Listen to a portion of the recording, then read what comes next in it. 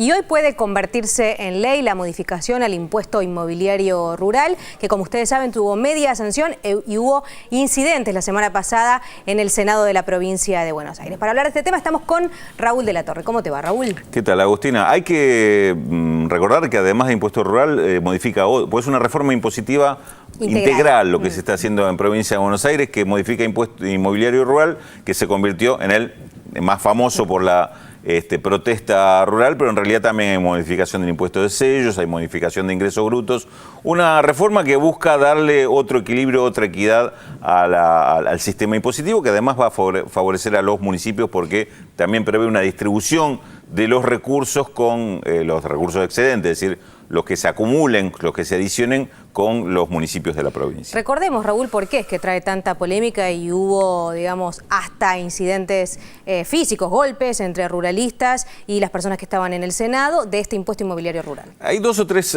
aspectos que hay que rescatar, digamos, que hay que señalar de esto. Primero, la protesta estuvo muy concentrada en grandes productores, es decir, sociedad rural y un sector de Carvap, que inclusive no es el conjunto de Carvap que está apoyando este tipo de protesta o de rechazo al impuesto. El impuesto lo que establece un cambio en la evaluación fiscal, porque hasta ahora siempre las modificaciones que hubo en el inmobiliario rural fue subir la tasa, pero no la evaluación fiscal, que había quedado muy retrasada. Son más de 20 años que no se actualiza el valor de los inmuebles, no se actualiza en pesos, pero son inmuebles rurales que han crecido su valor en dólares, claro, y mucho más en pesos en estos 20 años.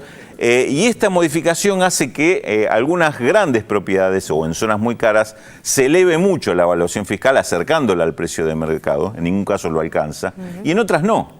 Es decir, que esto va a afectar a grandes productores o grandes terratenientes, pero no al conjunto, no es un aumento para todos. Claro. Hay, por lo menos se calcula que el 50% de los contribuyentes no tendría aumento, por lo menos esto es lo que señalan desde Rentas de la provincia quienes han elaborado el proyecto. Sí afecta a grandes terratenientes que además con esto explicitarían la propiedad de un importante valor patrimonial.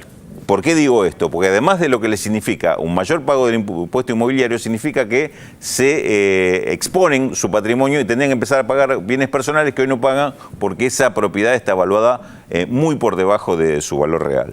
Raúl, y no es la única provincia, la provincia de Buenos Aires, que está discutiendo un revalúo del inmobiliario rural. En realidad el tema del inmobiliario rural es un problema de todas las provincias del país, porque es un impuesto que está muy atrasado y históricamente ha sido un recurso importante para toda la tributación.